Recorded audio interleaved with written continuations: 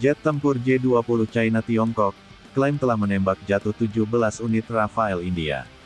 Rafael vs J-20, dalam dunia penerbangan militer yang terus berkembang, persaingan untuk mendapatkan superioritas udara, adalah kisah berkelanjutan yang mendorong negara-negara, untuk mengembangkan jet tempur mutakhir. Dua pesaing tangguh dalam perlombaan ini adalah Dassault Rafale dari Prancis, dan Chengdu J-20 dari Tiongkok.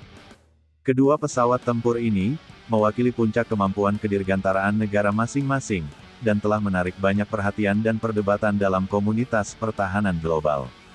Rafael dan J-20 bukan sekadar pesawat terbang, keduanya adalah simbol kebanggaan nasional, kecakapan teknologi, dan strategi militer. Masing-masing memiliki serangkaian kemampuan, filosofi desain, dan tujuan operasional yang unik. Untuk menentukan pesawat mana yang paling unggul, kita harus mempelajari lebih dalam karakteristik, kemampuan, dan potensi penerapannya. Dalam seri konten ini, kami akan melakukan analisis komprehensif terhadap Rafael dan J-20, mengadu keduanya dalam perbandingan head-to-head. Kami akan mengeksplorasi fitur desain, parameter kinerja, persenjataan, kemampuan siluman, dan fleksibilitas operasionalnya.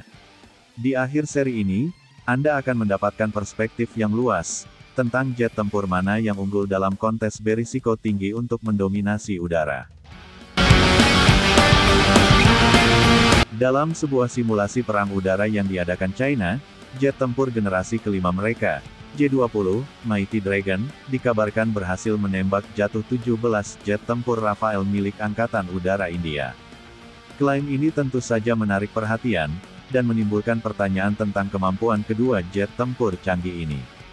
Mengutip Bulgarian Military, pada Maret tahun 2024, seorang pilot China dari grup udara Wang Hai, menyebut dirinya dan rekan-rekannya, berhasil menumbangkan 17 Rafael dalam simulasi tersebut.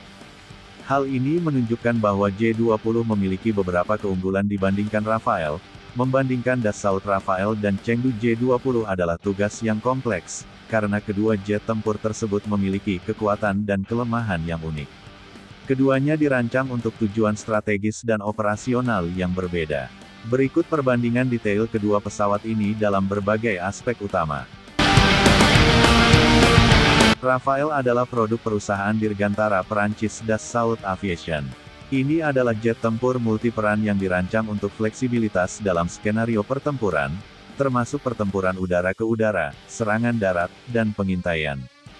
Chengdu J-20, sebaliknya, adalah pesawat tempur siluman generasi kelima pertama Tiongkok yang dikembangkan oleh Chengdu Aerospace Corporation. Pesawat ini terutama dirancang untuk superioritas udara dan kemampuan siluman. Meskipun Rafael memiliki beberapa fitur siluman, namun ia bukanlah pesawat siluman yang lengkap. Ia lebih mengandalkan peperangan elektronik, tindakan pencegahan, dan ketangkasan untuk bertahan hidup di lingkungan yang diperebutkan. J-20 dirancang dengan mempertimbangkan sifat siluman, menampilkan badan pesawat campuran dan bahan penyerap radar yang canggih.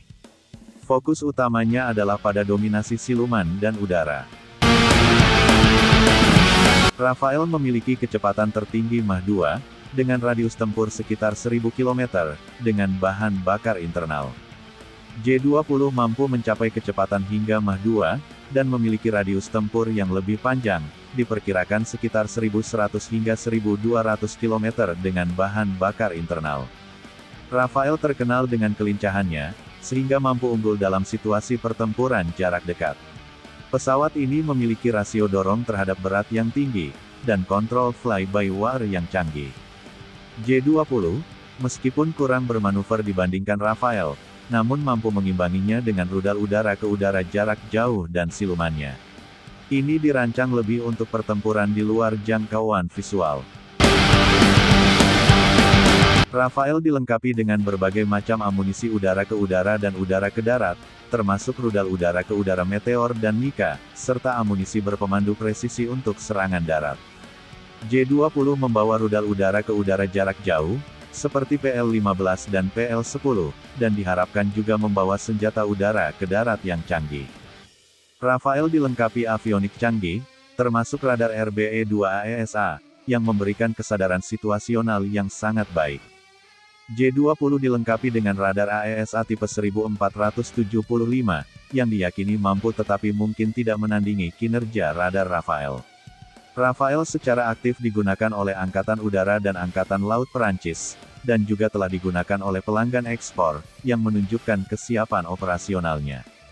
J-20 masih dalam proses diintegrasikan ke dalam Angkatan Udara Tentara Pembebasan Rakyat Tiongkok, dan skala penyebaran operasionalnya masih dirahasiakan.